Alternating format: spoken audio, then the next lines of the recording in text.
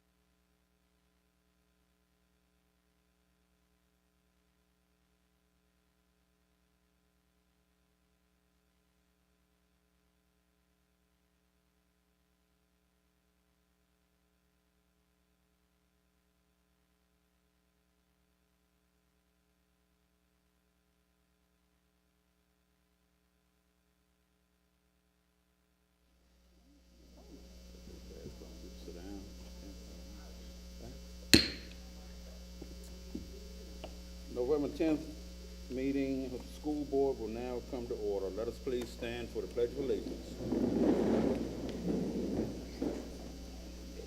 I pledge allegiance to the flag of the United States of America and to the republic for which it stands, one nation, under God, indivisible, with liberty and justice for all. Do we have any additions or corrections to the agenda? Hearing none, we'll move on. Next, we have public announcements. November the 19th, school board and supervisors joint work session at MHS at 6 p.m. at the historical courthouse.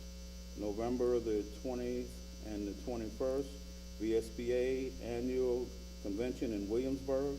November the 25th, end of the second interim grading period. November the 26th through the 28th, school system will be closed for fall break. December the 5th, interim reports issued. December the 8th, next regular school board meeting here at 6:30 at St. Clair Walker Middle School. All right, next we have some recognitions. Yes, sir. And I am going to go to the podium, and I'm going to ask Dr. Bishop to join me up here to help.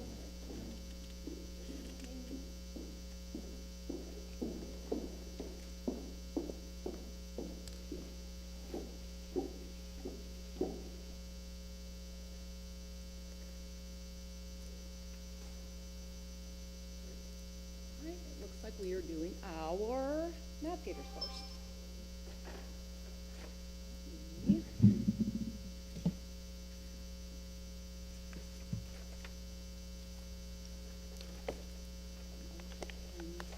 All the pens are in here. All right, so it is that time of year that we recognize our navigators of the quarter. We've been doing this, I think, for 2 years now. What we did this year was change it up a little bit. And instead of just picking one of our strategic objectives for the quarter, we have opened it up to all 4 of our strategic objectives to be recognized for the quarter. And so we send out the nomination form. We ask our staff, families, students, community to recognize our staff for the one of the 4 areas.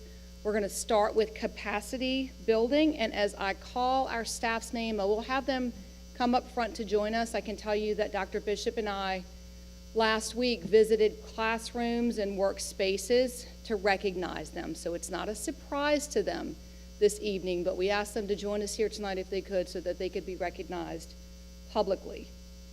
And we are starting with, looks like Steve's still working through this.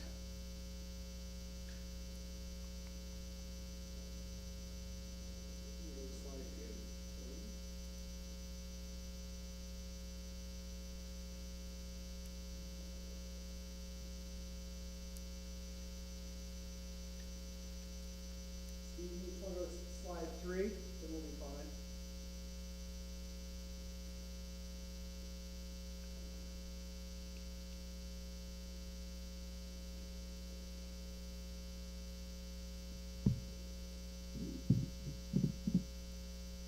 I have a clicker here, but I don't think I'm able to use the clicker yet.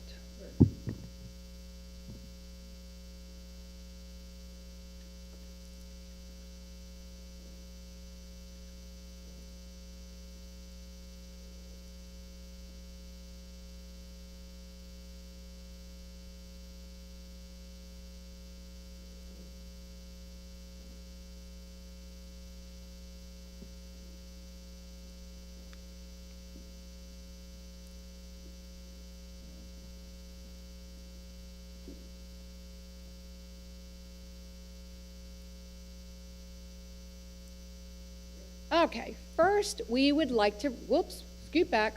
First, we'd like to recognize TJ Balderson. He is a physical education teacher here at St. Clair Walker. So TJ, please come down. Join us.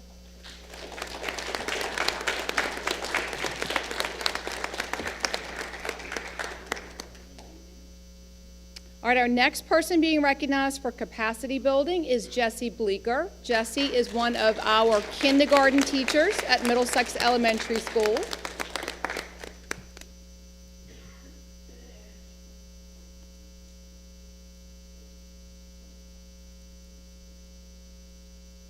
Next, we are recognizing Jenny Harrison. She is an 8th grade language arts teacher here at Sinclair Walker. She did email me and say that she was not able to make it back this evening.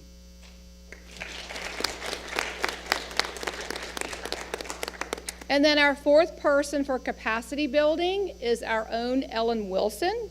And Ellen is administrative support for special education, federal programs, and the entire school board office. So we are gonna get you to stay up here, but these are our members that were recognized for capacity building.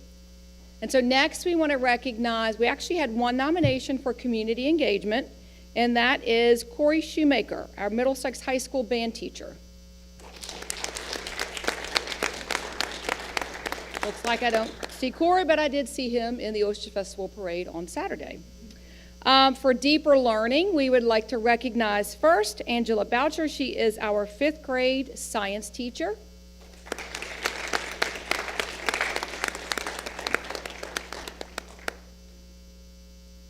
Next, we want to recognize Amanda Knighton. She's also a 5th grade teacher, and she's one of our mathematics teachers.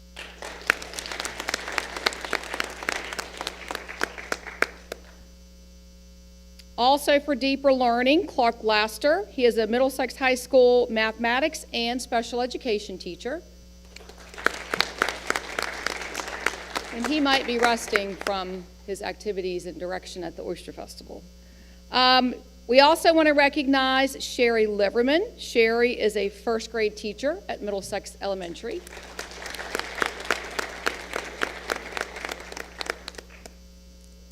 Next, we will recognize Tracy Posick. Tracy is an 8th grade history teacher here at Sinclair Walker.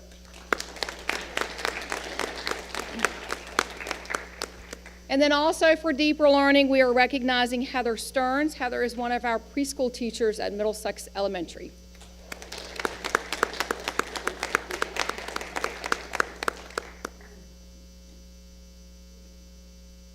And then for positive learning environment, first we will recognize Jason Alderman, who is a special education teacher at Middlesex High School.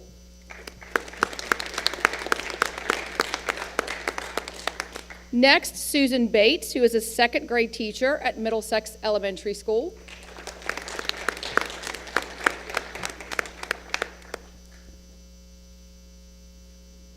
We also want to recognize Kelsey Eanes, who is one of our kindergarten teachers at Middlesex Elementary School.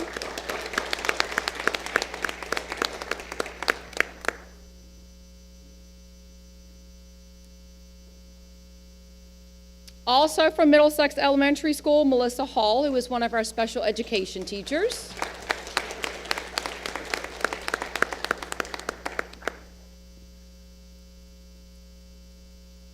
We will invite down Tori Roop, who is a Sinclair Walker 7th and 8th grade mathematics teacher.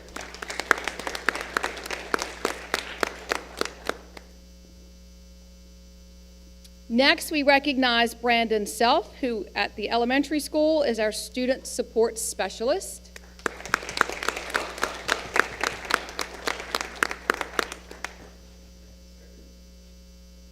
And then rounding out positive learning environment, we recognize Megan Smith, one of our 3rd grade teachers at Middlesex Elementary School. So we had 18 navigators recognized this first quarter. You could see that a few could not make it this evening, but they were recognized by colleagues, parents, and students. It's always really nice to see what our parents have to write about our staff, and then of course our students also. So we congratulate you. Don't leave. We're going to try to get one big picture.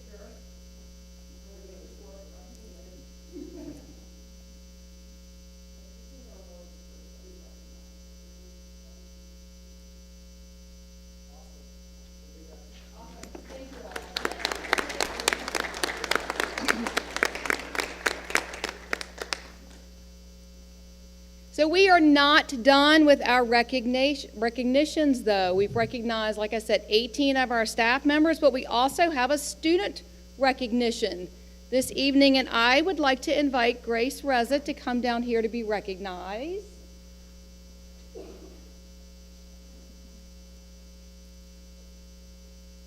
And so if you haven't already seen this in the newspaper or on Facebook or on television, actually, we recognize Grace this evening to be the first female in Virginia to run for a touchdown in a single A division in high school varsity football.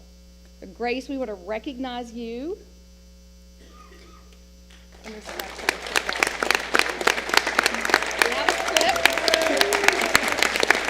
You can stay right here. Could you play that one more time? Yep, can we see the clip again, Steve, please?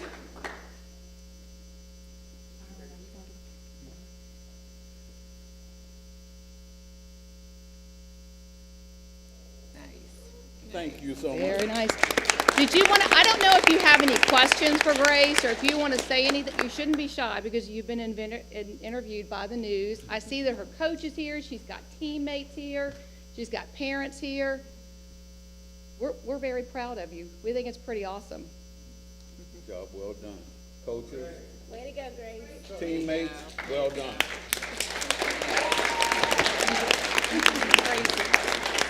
Gracie. Picture. Oh. Grace, can we get you to come back and say, we'll get a picture. Sorry about that.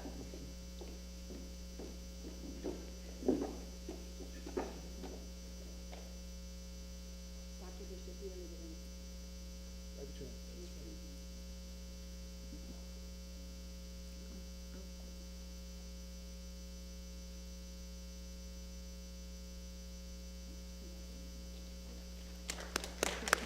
And those are our recognitions.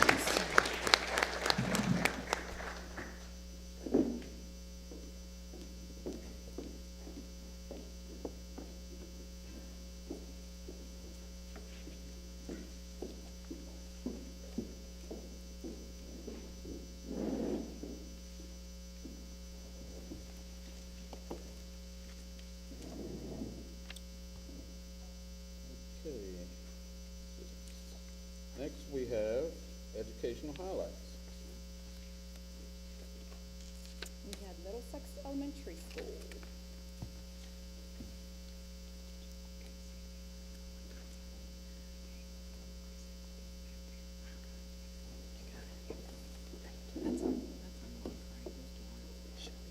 Good evening, Mr. Chair, members of the board. So we are just coming off of Oyster Festival weekend, and our students not only probably enjoy the weekend a little bit themselves throughout the town, but our fourth grade students had an opportunity to actually take advantage of the Oyster Festival Education Day. And one of the great experiences and unique experiences that we have to Middlesex. And so we wanted an opportunity tonight to share with you some of their takeaways from the trip. Our teachers were able to capture some great pictures that represent some of the fun experiences they had over their day. A very windy morning for the group that went last Thursday. I think the afternoon group probably got a little better weather, but I'll turn it over to Ms. Gill to kind of, or you want to turn it straight to the kids?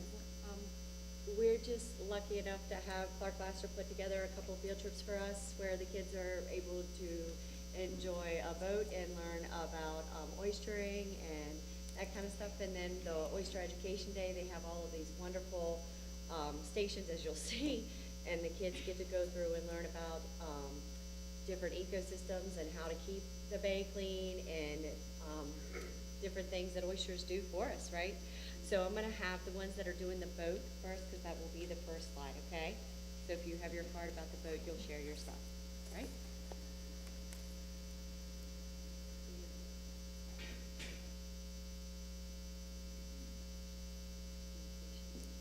On the boat?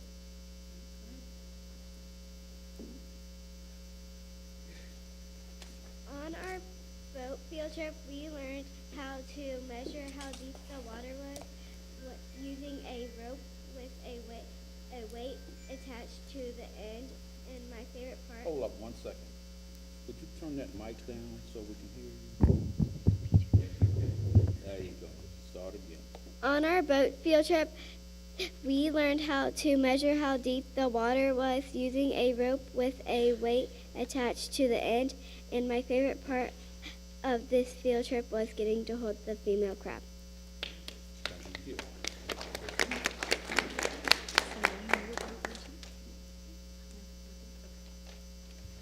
When I went to the Urbana boat trip, I learned how to test out how much salt was in the water. I put the river water onto a dropper and put it on something like a telescope and look in the sun. There was a number scale with the white and blue. The white was the salt, and that's what I learned. My favorite part about this trip was when we all started playing with mud crabs and having fun.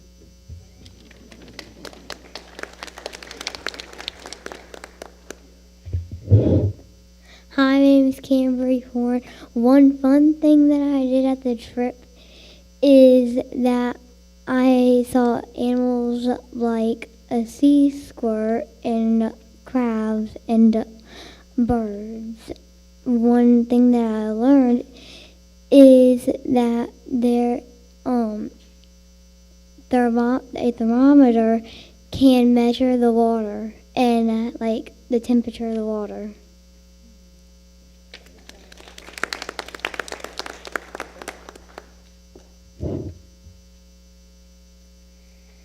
On the Bay Quest, I learned that you can tell a gender of a crab by looking at its apron. And my favorite part of the trip was when we used the big oyster tongs to collect oysters and other creatures such as mud crabs, worms, and a goby. This trip was so much fun because I got to go on the boat with my friends.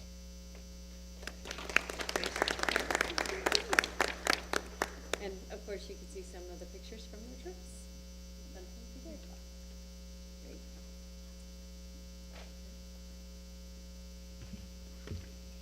At one of the stations at Oyster Education Day, I learned that oysters clean the water by eating bacteria and plankton. That makes the water dirty. My favorite station was the one where we talked about the local Indian tribes. The invention of the canoe and then getting to race canoes across the creek.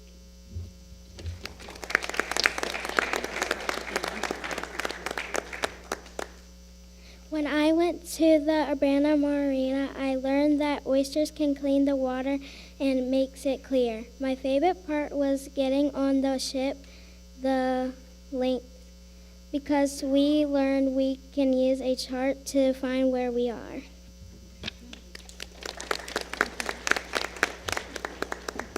On Oyster Education Day, we learned oysters attach themselves to other hard things so they don't get washed away.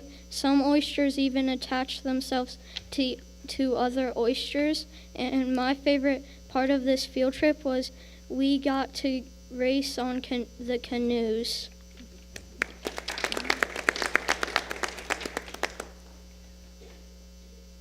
On Oyster Festival Day, we learned that oysters can filter 50 gallons of water a day, and my favorite part was racing on the canoes.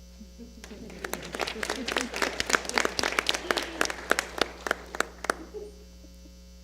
just want to say thank you to the children for being brave enough to come speak up here in front of us. Thank you so much. Thank you, teacher.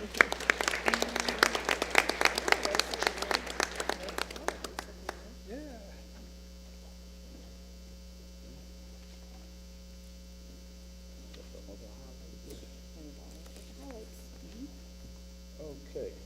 Being it is a school night, if the kids and parents of these kids would like to leave at this time, you're more than welcome to do so.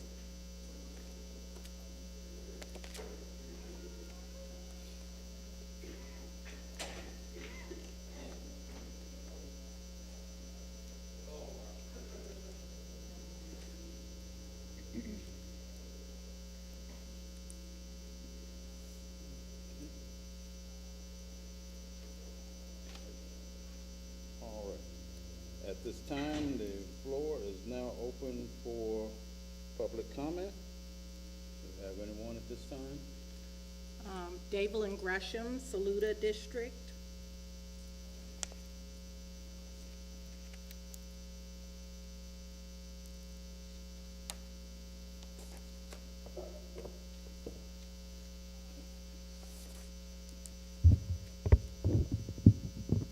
Good evening. Good evening. Name is Daylin Gresham, and like she said, Saluda District. And I just have a simple question. Last month's consent agenda did not include the September budget and financial report. Why wasn't it posted? And will the board direct staff to provide it to me and publish it online by tomorrow so the public can view it? Ensuring timely access supports public transparency and trust. Thank you.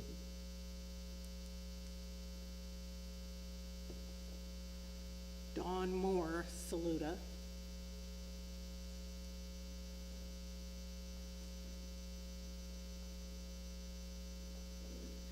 Good evening, everybody. My name is Dawn Moore. I'm in the Saluda District. Tonight I am speaking on behalf of the NAACP.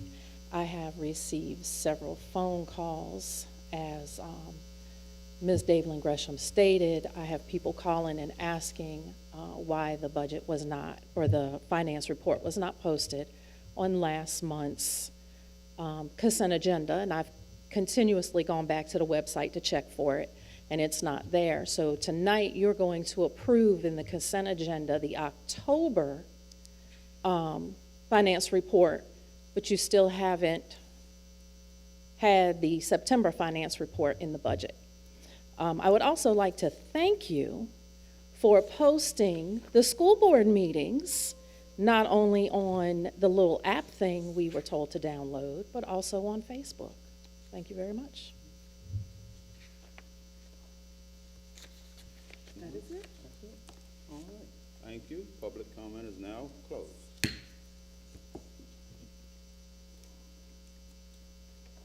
Okay. Next, we have board member comments and reports. I do not have anything tonight. Nothing? No? Okay. Believe it or not. Dr. Burnett?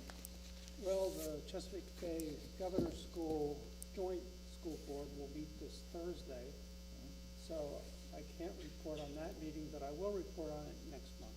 Okay. Tom? Nothing to report. Jenny? We have a regional special ed meeting tomorrow morning. Okay. Kaylin? So I have really exciting updates from all three schools this past month. So at the elementary school, students and families had the opportunity to participate in their annual trunk or treat, as well as support graders who got to attend Oyster Education Day. Here at St. Clair Walker, the 8th graders have been super busy, participating in dry ice labs in their science classes, and exploding pumpkin experiment in their math class, and candy elections in their civics classes. The drama club shared between the middle and elementary school has began cast rehearsals, and I feel like they went very smoothly. The Builders Club had the opportunity to volunteer at the trunk or treat at the elementary school as their construction crew, and as well as volunteering at the Oyster Fest alongside the high school's Key Club. And then this month they'll be starting their Book Buddies program with kindergartners. So every morning during their run block, they'll report to elementary school and have the opportunity to read to kindergartners for 20 minutes. Additionally, STEM Club is beginning their Jingle Bell 5K project. So their job is to design the first through third place age group medals for the 5K. And then at the high school, we had the governor's school students as well as 11th and 12th grade lead students had the opportunity to attend and volunteer at the Oyster Education Day. In the music room, we had band students who had the opportunity to visit JMU for their music major preview, where they got to spend the day with music students and see what it would be like to be a music major there. This month we also had inductions of Spanish Honor Society and National Honor Society, and then this week will kick off the winter sports tryouts. Thank you so much. And the only thing I have is the board did have a joint meeting with the Board of Supervisors on the building construction that we are trying to do here in Middlesex. The board is in no way asking for a new school, but we would like for what we have to be renovated and brought up to code and expanded on. But that's the pleasure of this board. So we hope everything works out well, and we'll continue to work with the Board of Supervisors trying to accomplish this, okay? And before we go any further, I was sitting here and I watched Ms. Fleet as Caitlin was talking, and she looked like a proud mom sitting there. She had a grin across her face that went all the way up. I guess you are rather proud, don't you? Well, Caitlin's proud mother is here Where's in the Caitlin's audience mom? with us. She Thank comes you. every month. Yep. But you can always have a lot of moms.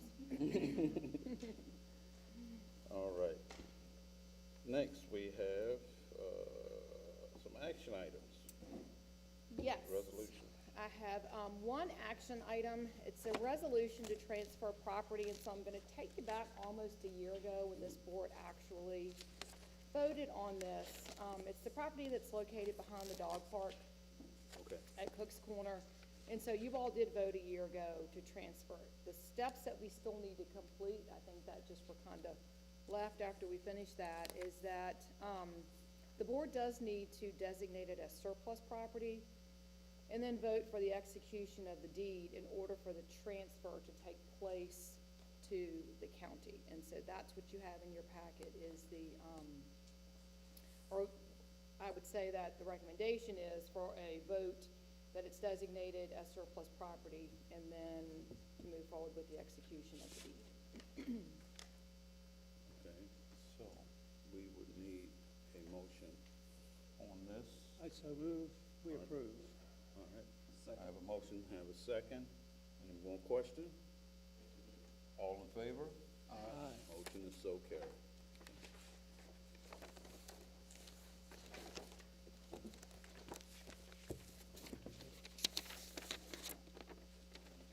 All right, next we have more information items. Yes, and so information items, we do have a slideshow for this. I'm going to kick it off and then I'm going to be turning it over to the principals. And this is the navigation plan, 25-26. Okay. So as part, every school has to complete a comprehensive school improvement plan. It's required each year. And so if you'll move to the next slide, please, Steve, you'll see that, or we started off with each school's plan is tied to our strategic objectives. You just heard what they were in deeper learning, positive learning environment, capacity building, and community engagement. And so on the next slide, you'll see that the division already created its focus for the year, which the items are improving student outcomes for all students in all areas through consistent use of high-quality instructional materials. And that's actually on the next slide. Next slide. Yep. Improving health and wellness while fostering a positive learning environment, providing professional development that aligns with and strengthens our instructional practices, and then deepening family and community engagement. And so once we determine those focus areas as a division, it's work we do during the summer, then all of it, when our principals work with their own faculty and leadership teams, they create their plans that are aligned to the division focuses. And so we will begin tonight's presentation with Mrs. Daniel in Middlesex Elementary School.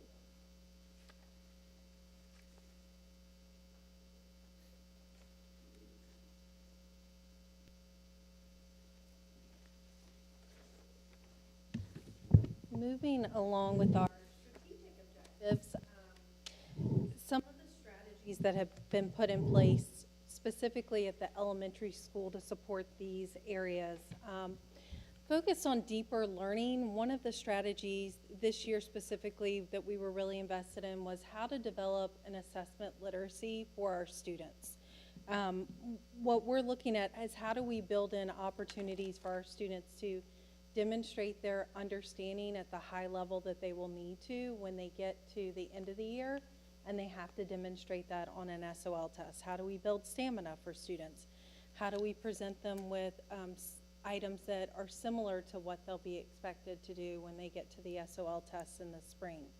So for us, this has looked at building in cold reads within our bookworms curriculum that we adopted last year, building an assessment bank that our literacy specialist for the division has worked very heavily in developing and giving those opportunities ongoing throughout the year. We were actually in several classrooms today where we could see this integrated, and there was modeling for this.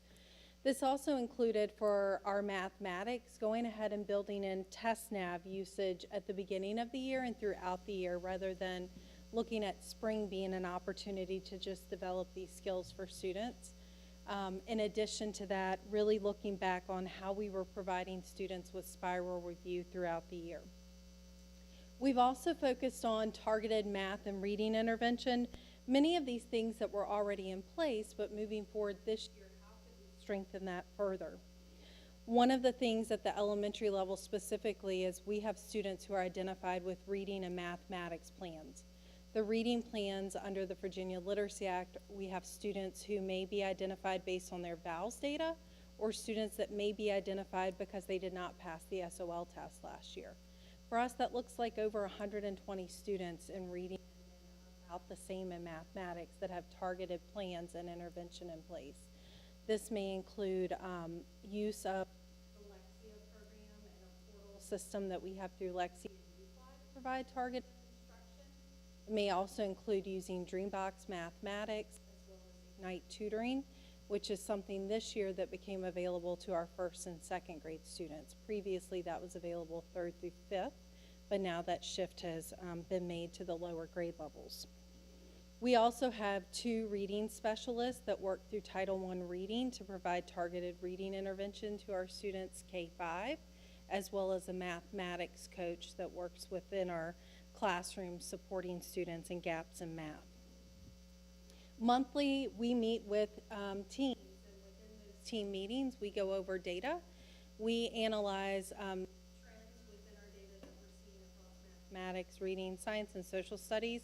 And then we also have response to intervention meetings that occur every 4.5 weeks, where we're able to go through students' data on an individual basis to look at additional needs and supports. One thing additional this year that we have focused on is really our common assessments, using a platform called PAIR to really put all of our assessments in one database and then be able to analyze that information to provide intervention within the classroom.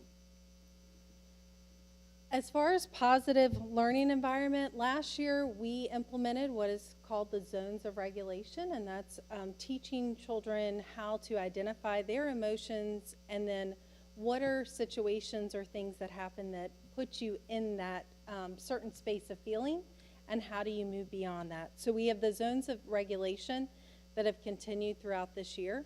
We also have been focused on developing health and wellness awareness for our students, our staff, and our families. And within the school, we have our nursing staff as well as our physical education teacher that collaborate to provide lessons to students, as well as our student support specialists. We also work with families very closely on attendance and identifying barriers for them for non-attendance within the school setting. Last year we had a great reduction, which is what we wanted to see, in students who are chronically absent. And this year our trend is also down below where we were last year, which is great. Within our COLT Headlines Weekly that we communicate to families, we share information about what are things you can do to help mitigate illnesses and what to be on the look for. We tend to, at the elementary level, enjoy a little bit of everything as far as illnesses. And so we are really trying to be as forward and transparent with parents as here are things going on. In addition to that, our nurse each Friday sends a memo out to staff to say, hey, this is what we've seen in the clinic, and here's some things for you to be aware of and that you can do within the classroom to support your kids. Within that, we do provide what we refer to as multi-tiered supports for students as far as social emotional needs, but also with wellness too and health. Under capacity building this year, we have been committed to being in the classroom and providing our teachers with feedback. We just today completed, I think, our 110th walkthrough for the year so far, and that doesn't include formative observations that we've done. We've also worked with our new teachers and teachers too who are veteran teachers that have said, this is an area for me I would like to grow, I'd like to learn more about. In being very deliberate in some peer observations and learning from one another, making that time, but then also having time to debrief and talk about what we're learning from each other. We meet monthly. We have what's called a professional learning gathering, and in those monthly meetings, we go over our data that we've collected, what we're seeing as far as instruction, but also we have breakout sessions, and those breakout sessions are focus groups that are vertical, that allow us to talk about things specific to math and science and social studies and reading and special education. So those happen on a monthly. And then our division literacy and math specialists also are providing our teachers with monthly professional learning development. And those are voluntary, but they are very well attended. And I think it more relaxed and kind of casual after school, about 30 minutes that the teachers enjoy being able to share ideas and talk through some things.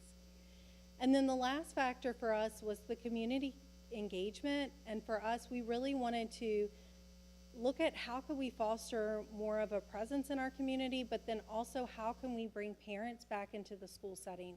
One of the things that technology and COVID inadvertently did was, so a lot of our information and resources, especially at the elementary level, went to online based, and that made it hard for some of our families to stay connected and engaged, even though we felt like we were trying our best to maintain that piece.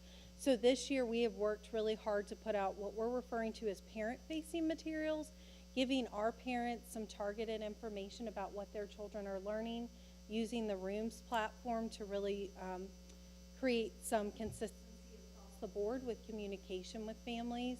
As I shared, we do put out a weekly newsletter that I do in addition to teachers to stay connected, but we're also hosting several family nights. We have found that we have a great turnout at our fall and spring book fair. So we have planned for an upcoming family night this Thursday. Our book fair is pirate themed this fall.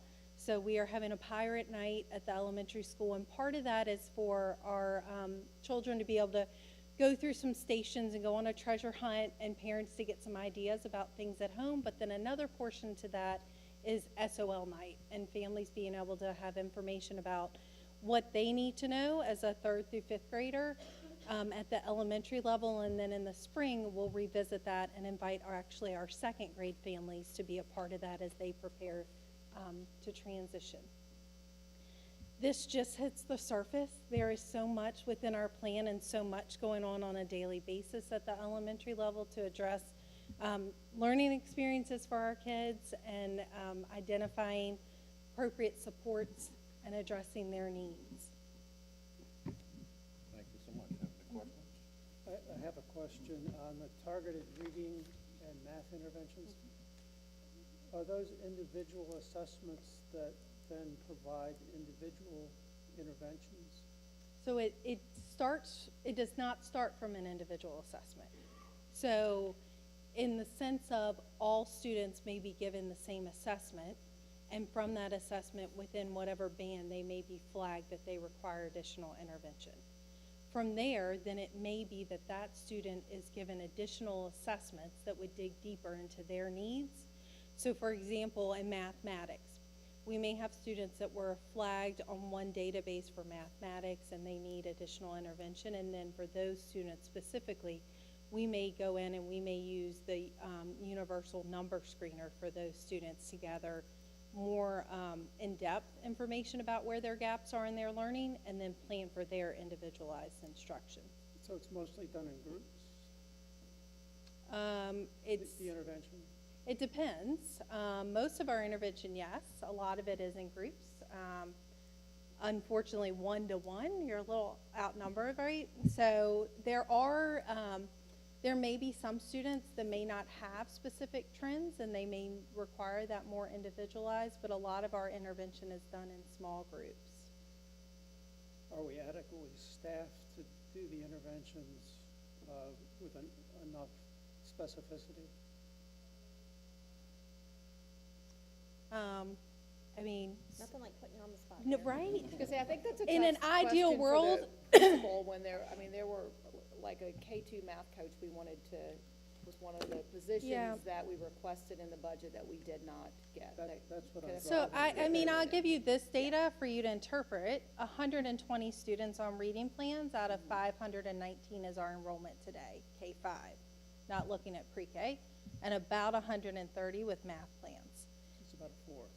So, and when you have conversation with other divisions who are comparable schools, their data look comparable, which I actually had a few conversations last week with some colleagues, and they're falling about the same. So they shared we have 129 students in reading plans, and we have about 475 kids. So the answer to my question is yes, you could use more staff. Yeah, I think every school in Virginia. Yeah.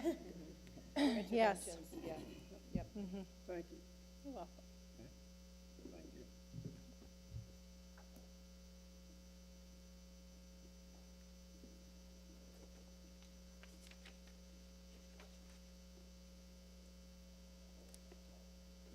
Good evening. Good evening. So as you can see, the focus areas for St. Clair Walker are in alignment with the division. So for deeper learning, we are working to ensure that the SOLs are being taught and assessed at the appropriate level of rigor. As you all know, most of the subject areas have had seen revisions and updates to the standards of learning over the past few years. So it's important for us to make sure that we are taking a deeper look into those standards and making sure that not only are the teachers teaching the correct standards, but at the correct level of rigor, so that when they are assessed at the end of the school year, it aligns. In the area of positive learning environment, we are working to create an environment that recognizes and celebrates the success of both students and staff. In the area of capacity building, we are looking to support professional needs of all teachers and to educate students specifically, to educate all students. We all know there are specific professional development requirements that the state sets. However, we want to make sure that our teachers are specifically provided the tools they need to teach their specific students. And also, we are making sure that our new teachers are supported as they enter the field of education. We have many brand new teachers and also career switchers who are joining us. In the area of community building, we are increasing connections with families and community members to strengthen the home to school and community partnerships. So as we move to the next slide, you can see the specific strategies that we are doing, that we are focusing on for each of these objectives.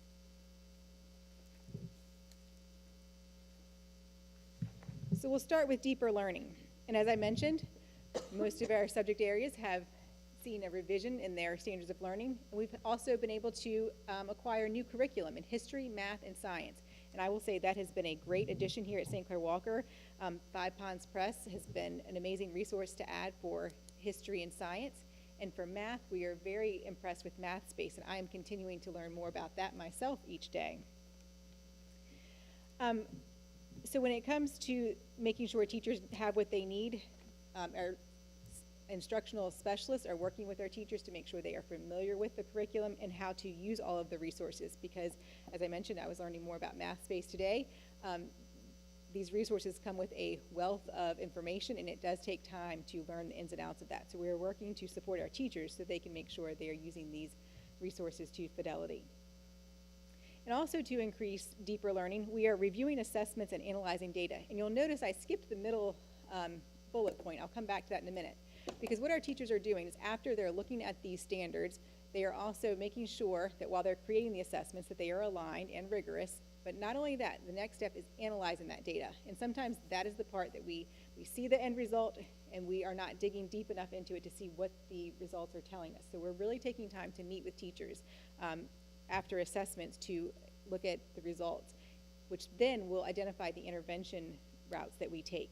And we do have a tiered approach this year that we're taking for reading and math.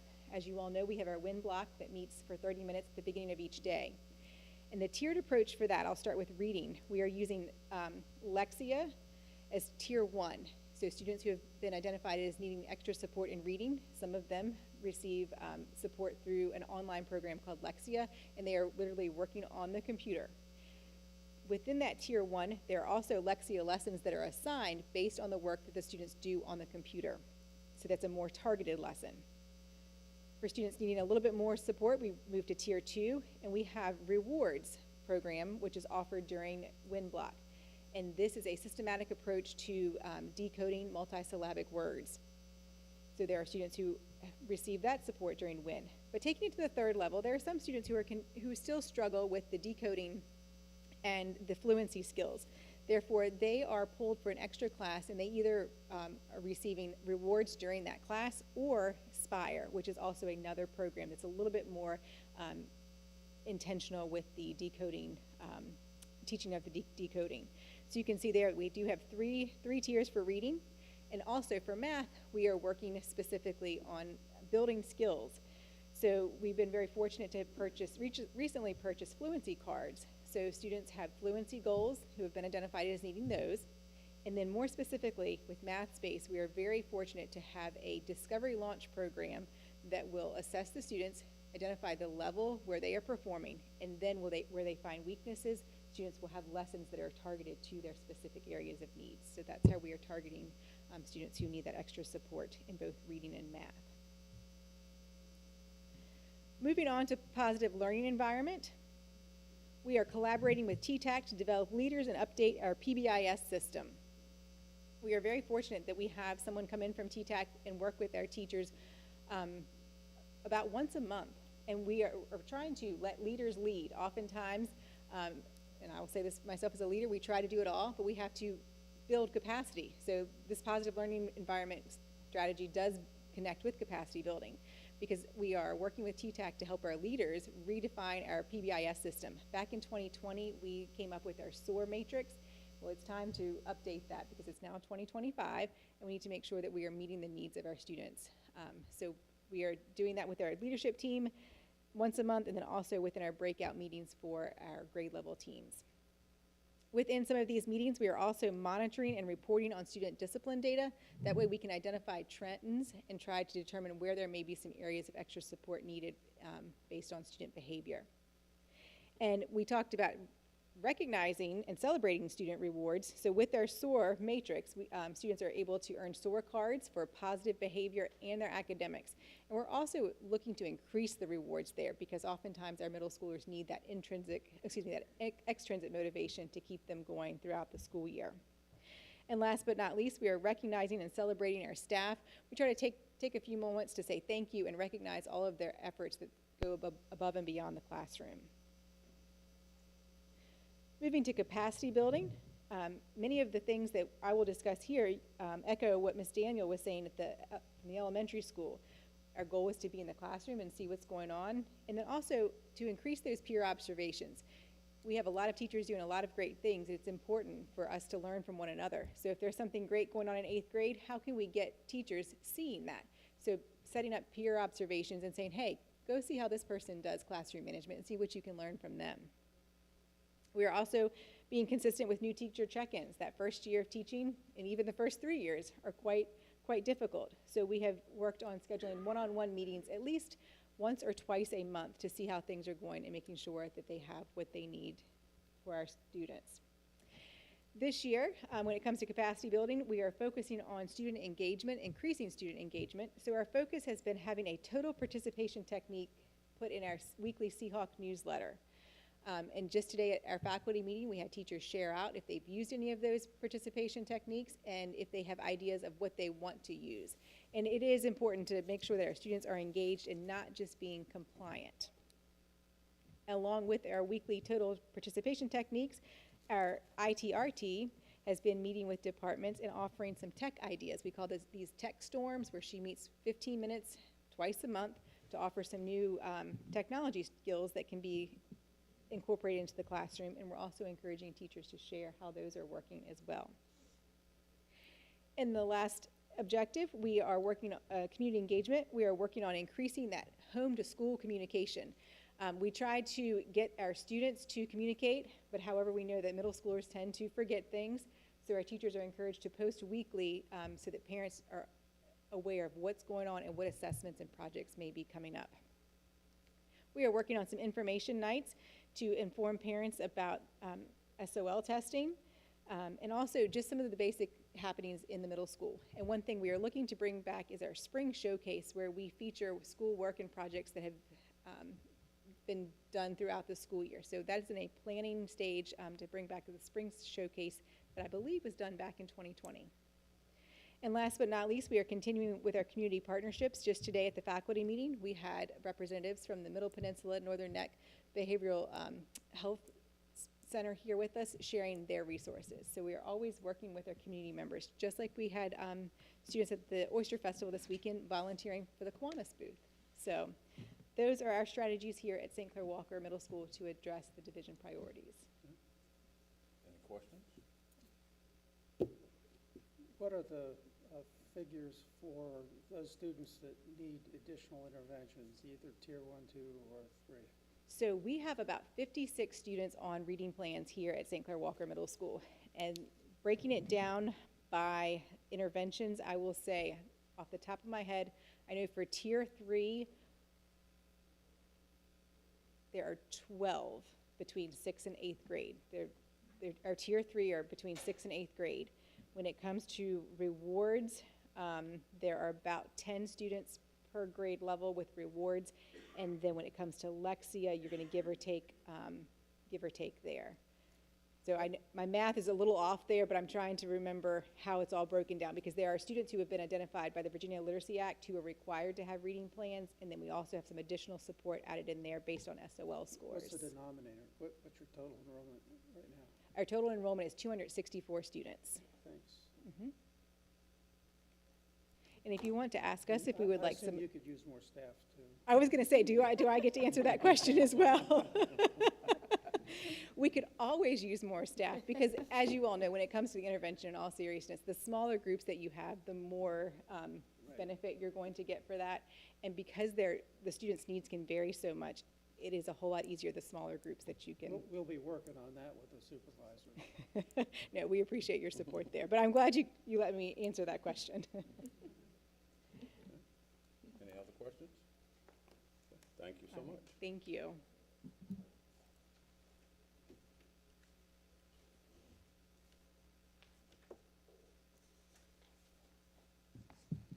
Good evening. Our 4 focus areas that align with the county's areas are prepare students to meet graduation requirements and provide early transition planning for students to be college, career, or military ready, recognize students, foster club involvement, increase athletic participation, and provide opportunities for students to showcase their talents, provide professional growth opportunities for our staff members, both paraprofessionals and teachers, and strengthen community and family partnerships. We want to increase what we've already been doing for the last however many years. You can go to the next one.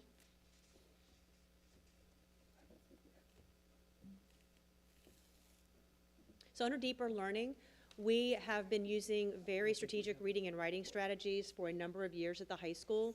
We use the same ones in 9th, 10th, and 11th grade, so that is consistent across all grade levels, preparing students to be successful on the reading and writing SOL tests. It is outlined very carefully in our school improvement plan, so if you wanted to look at that, I could share that with you so you could see exactly what's going on in the classrooms. Our lead English teacher, Ashley Holthouse, works closely with Baton Haley, one of our specialists, to make sure that we are providing that level of instruction that is strategically built to help students. We have very frequent department meetings to review our data so that we can look at ways we can increase student achievement. We pull some students by strands they need additional help in, for example, in biology. Not all students need to come to remediation after school every day. They might just need help in a few areas, so they target those after-school days on Tuesdays and Thursdays when there's transportation for maybe 3 to 8 students who need help on just that strand. They don't need to be there for everything when you look at the data. It's not good for them. As far as college and career planning, we use Major Clarity at the high school, and Ms. Robinson works very closely with our counseling staff to make sure that they're all getting in that system so students can find out where their strengths are and where their interests lie so that we can help them pick the path after graduation. You know, we are not the school that says a 4-year college is the end-all be-all to be successful. That's great for kids who need it to get a job, We push military, trade schools, internships, going directly to the workforce, associate's degrees, whatever is appropriate for that student to be happy in what they do after high school and be able to stand on their own 2 feet and make a living. As far as positive learning environment, we always encourage new clubs, and so students will come to us and say, hey, I'd like to do a club about such and such. Well, if you can find an adult sponsor, you can start the club and give me what you're going to be doing, and we will get that rolling. We are always welcome to new ideas, and every year we have changes in clubs depending on student interest. It shouldn't be our interest. It should be led and organized by them.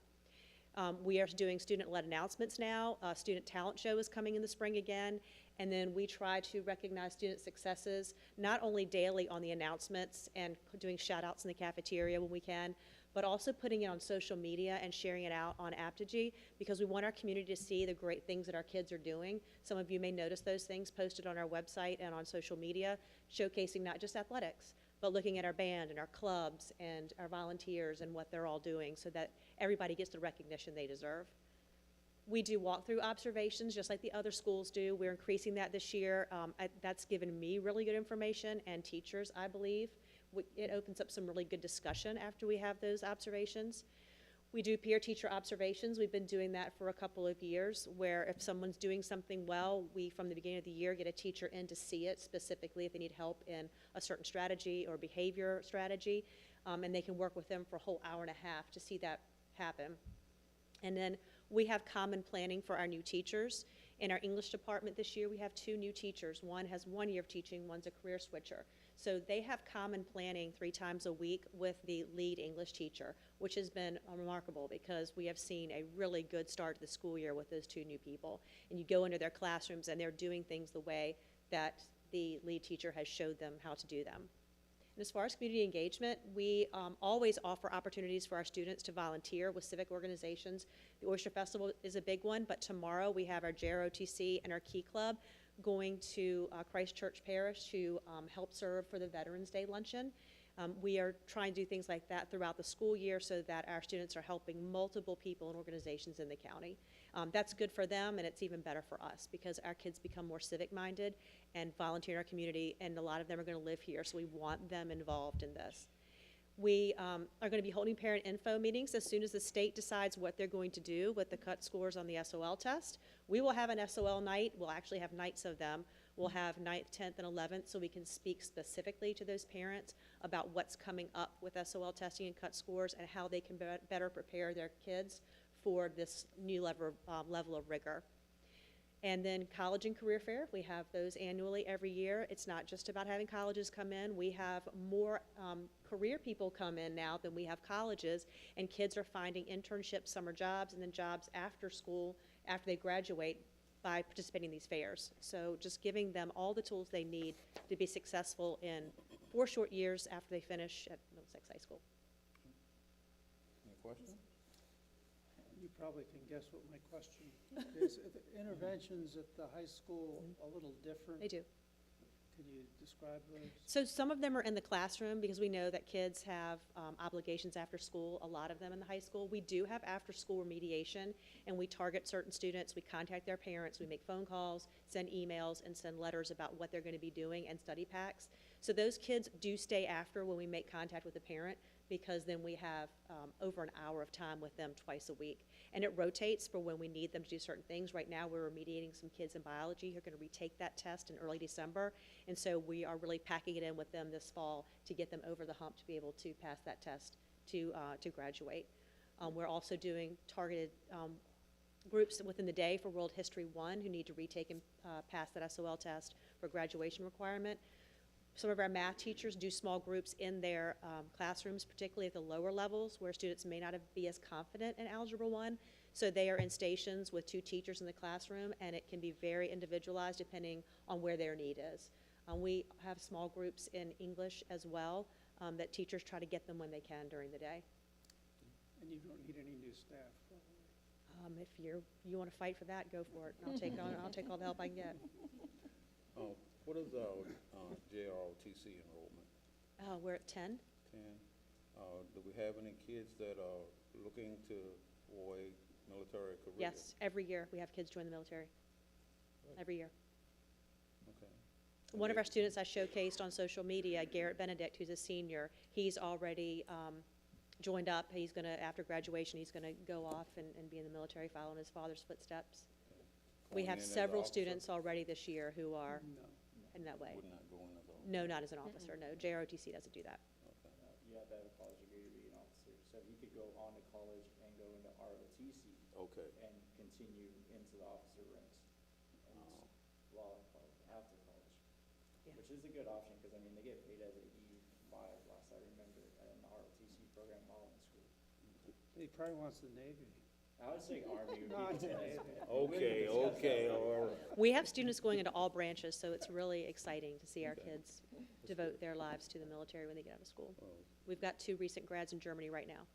Great. Mhm. Okay. All right. Well, thank you so much. You're welcome. Well, I got one quick. Okay.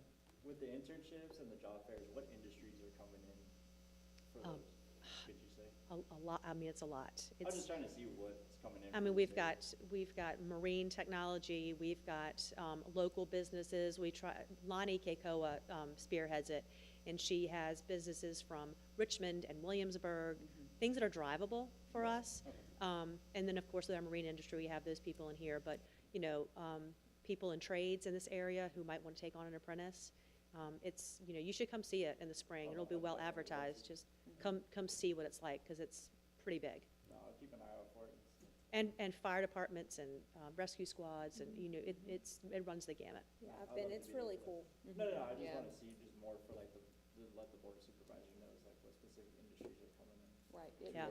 it really is all over the place. Yeah. The school division, I feel like, does a good job with our partnerships with Bridging Communities and RCC, and then what our counseling department does in these fairs. It's not just bringing in someone to, like, I got invited to a career fair one time to speak about being a superintendent, not at Middlesex High School. Whose goal is to be a school superintendent? There's only 132 of us in the state, and so it's not something like that you have a lot of people aspiring to do. And you've got, you know, to jump through some hoops to get that. What they do at Middlesex High School is real. It's local industry, it's local jobs, and so that is happening. Yeah, we got rid of the dog and pony show, where people would come in and talk about what they did for their career, and kids are like, do I have to listen to this? Like, I could care less. See their And eyes so- rolling back in their heads. Yeah, I'm like, this is not, so we've been doing it this way for quite some time, because kids enjoy it. I've attended the signing day at Bridging Communities, and it's good to see our kids with local companies getting signed and getting job offers. Yep. Yep. It makes me really happy. Thank you. You're welcome.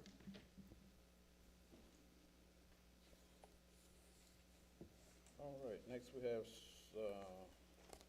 capital improvement. Well, before that, we have staffing Staff ratios, ratio, yes, sorry. that Dr. Bishop is going to Present to you every present new in your student packet. teacher ratios, from kindergarten to, through high school. The ratios don't, they're not, the small group interventions are not a part of these ratio percentages.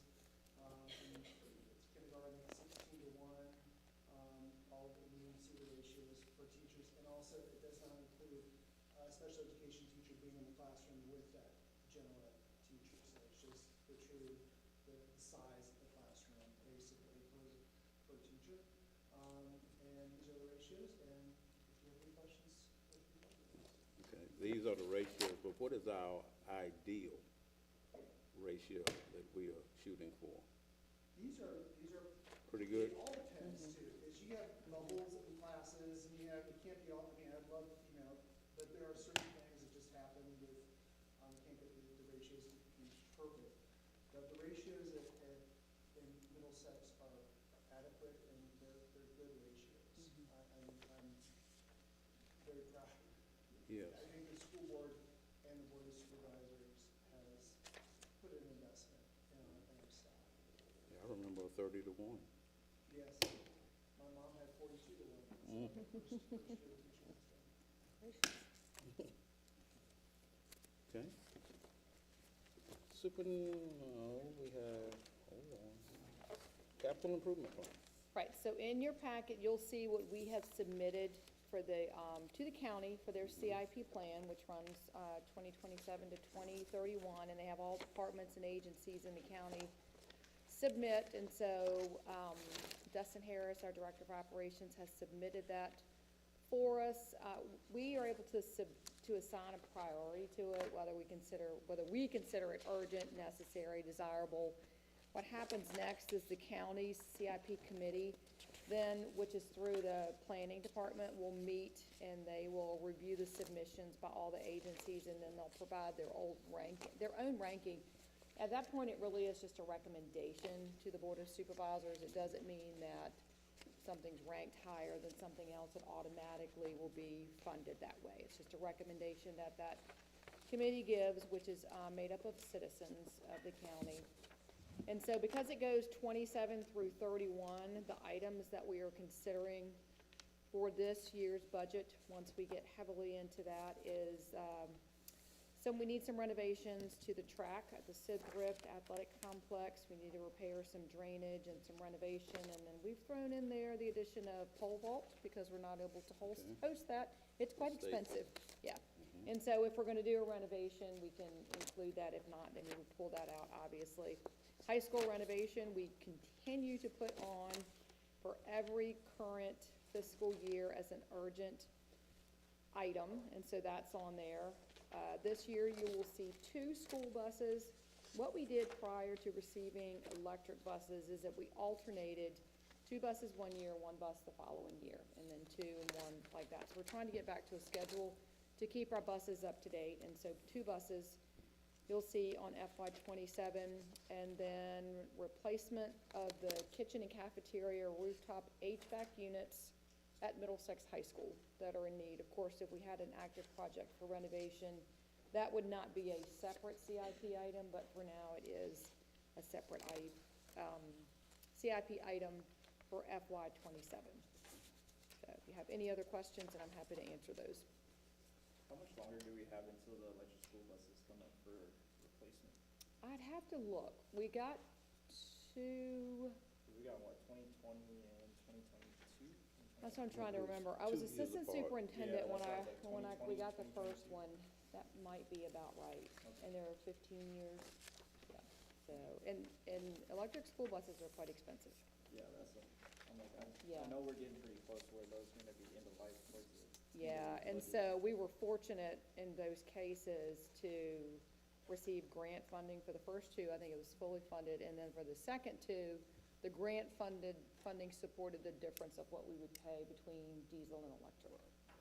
So I know that VW program, the one we got it under originally, like sunsets, I think, next year. That was what we did, the second one was the VW project.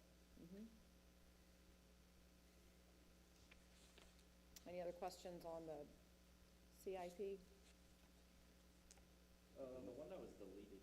Oh, yes, sorry, we did delete one. And that was, the bus garage, which, you know, is right beside the school board office. It's pretty dilapidated looking, but I will say we have a wonderful maintenance or transportation team in there that has everything working.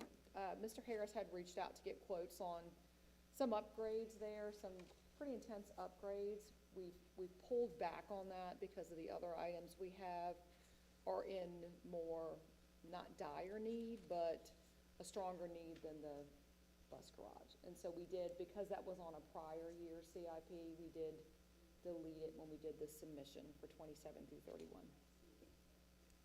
And all work in there can be done efficiently and safely. Yes, it can be, yes. It's tight and it doesn't look very nice, but yeah. Yeah, and then anything we have to contract out, we have, that is part of our budget for purchase services. Okay. Any more questions? Okay. All right. Next, we have superintendent's report. Yes, I do have a few items to give you some updates on. I will start with those cut scores. So there is a Board of Education meeting. There's a work session on the 12th, and then there's the official meeting on November 13th. We are expecting a vote at that time, so I can let you know what the Department of Education has proposed. And that is that this current year, 25-26, would be considered a planning year, and the proficiency cut scores would remain at 400 for everyone testing for the 25-26 school year. Then they go into a 4-year phased-in model, which would start beginning in the 26-27, which is next school year, with full implementation of the new cut scores in 29-30. And so it's 3 years of an approaching category, and then that fourth year, which is 29-30, the approaching category has gone away, and the new cut scores would go fully into implementation in the 29-30. And so the approaching category is what I shared with you either last school board meeting or the one prior to that, probably maybe in September, was that category that VDOE was proposing be added, and that continued to increase until they got to the new proficient cut scores. What they are proposing in their plan is that that score counts as a pass for all students, including end-of-course tests. And remember that end-of-course tests are what students have to take in high school and need for a verified credit. So if a student scores in that approaching category, which is just under the pass category, it would count as a pass for the student and in the performance framework, which is where the points are assigned in the accountability system. Another good piece is that, and of course this is all proposal, is that a student that would have to retake an SOL assessment in a future year, that they would still be using the passing score that was in place at the time of the original test. That's more in effect for the high school because our elementary and middle students aren't retaking it the next year. And so that applies more to high school. And so speaking of high school, what they've got in their proposal is that the seniors would be hold harmless, which is kind of a moot point if everything is staying at 400 this year anyway. So you don't need to hold seniors hold harmless in that. I can tell you that the Virginia Association of School Superintendents Board, which I serve on, is strongly advocating that for all current freshmen through seniors, that the cut score of 400 remains in effect for their entire high school year. We were able to find some wording in the Code of Virginia is that you cannot change graduation requirements once a student has entered graduation. An attorney could argue the graduation requirement hasn't changed because you have to pass end of course reading and writing, mathematics, history, and those things. What's changing though is the score that the child has to earn in order to pass that assessment. And so, like I said, we are arguing pretty strongly that that does not change at all for 9th through 12th graders. I know that Scott Brabrand, who is director of VAS, will be presenting that to the board on Thursday. And so everything that I have just shared with you is all proposal. The board could certainly go with that proposal. They could amend it. They could make some of their own suggestions and have discussions and pass those. And so I'm hoping that on Thursday we will have a more solid answer, and as soon as I have some solid information, I'll be prepared to communicate that out to parents also. So that might become solid. We still do not, I can tell you what still is not completely solid, is we still don't have all of the information on accountability and accreditation. They decided that they needed a third party, which we found out was Old Dominion University, is looking at all of their formulas and tables and their business rules and their policies to make sure everything is aligned before they will release a new timeline of when we will have this information. If you go backwards into the summer, it was supposed to be publicly released by August. It's not there. You heard all the things tonight that we are doing in our classrooms. We don't need to wait on that data or those reports, actually. We don't need to wait on those to do what we're doing in the classrooms. And so that's going forward. Again, when we have more concrete information on that, I'll come back to the board at a future board meeting and present on it.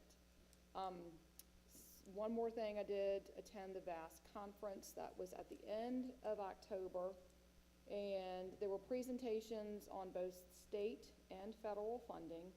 As a reminder, our LCI is re-benchmarked this year, understanding that the re-benchmarking has been done. VDOE is just waiting for the governor's office to release it. And so we are currently at a 0.6324. I think this is the second no, this is the third time we will have gone through it since I've been in this position working on budget, and each time it has increased slightly. Doesn't mean it will, but that's kind of what the trend has been. So that should be coming out probably in the next week or so. We would keep looking at Karen. We hope. I hear it's been very quiet about what it looks like.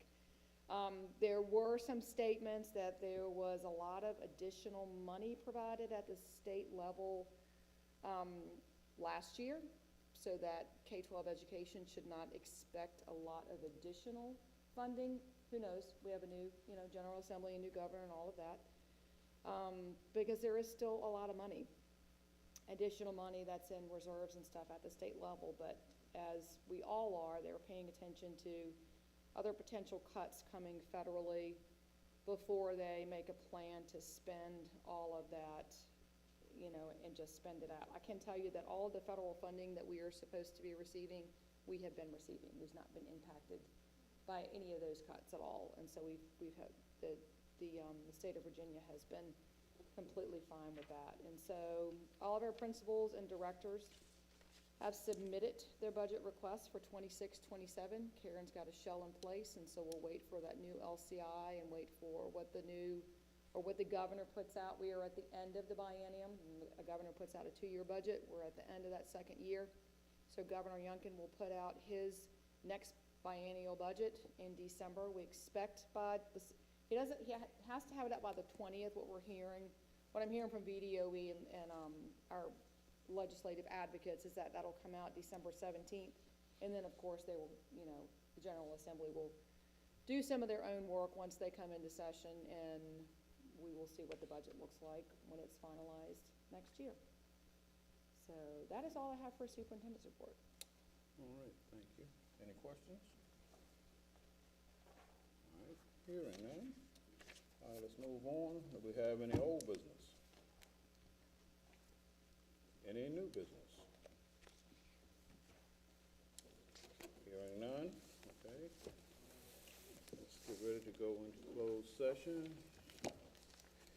Pursuant to the Code of Virginia, the board will go into closed, now the motion. So moved. Second. Move proper second. All right. And pursuant to the code, the board will go into closed session to discuss personnel matters, student matters, and legal matters. May I have a motion to go into closed session? We have that. All in favor? Aye. We're now in closed.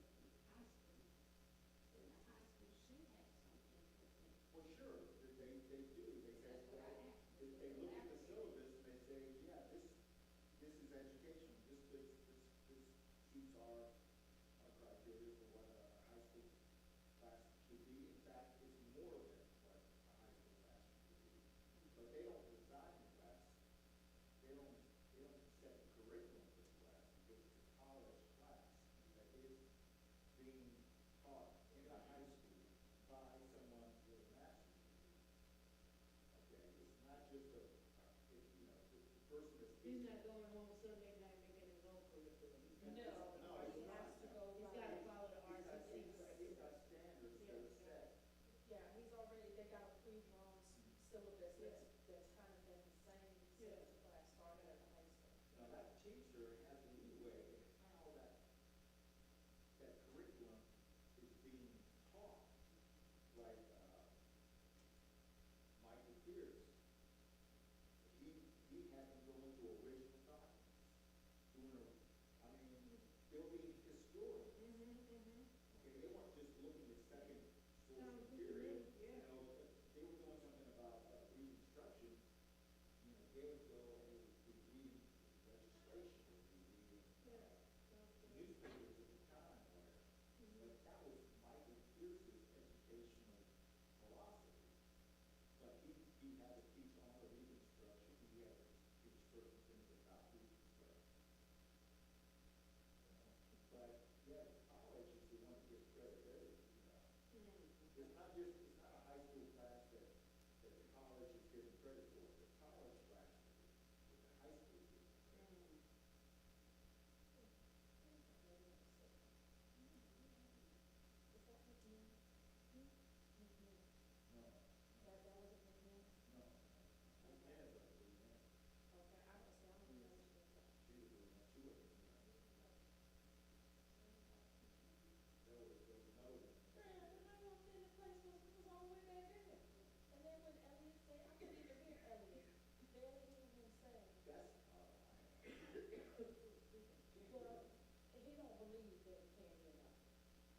Well, that's another thing I'm gonna talk about.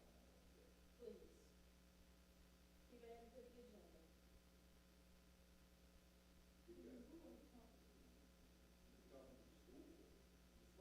School board representative and. It's gonna be Dana, Sykes, and, Bishop. Well, you know we gotta follow the guidelines. And we had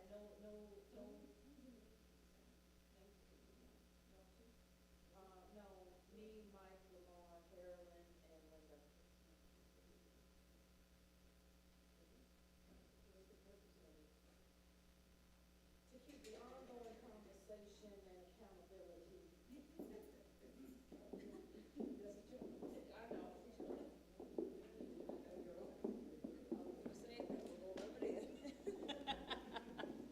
I'm so tired right now.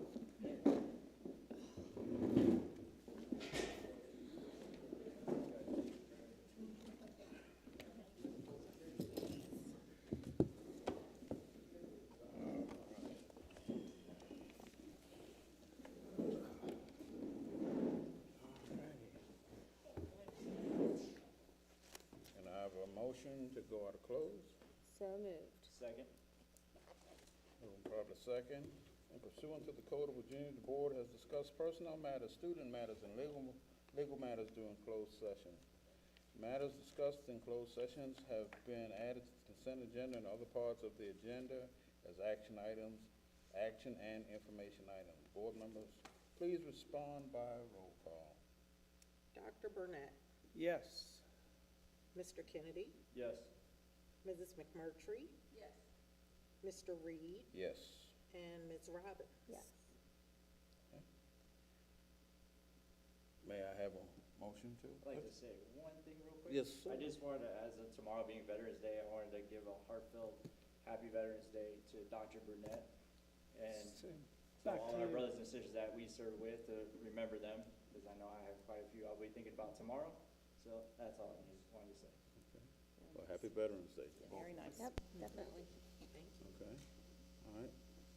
Have a motion to, Adjourn? Adjourn. So moved. Second. all in favor? Aye. We are now adjourned. Tommy, does your uniform still fit?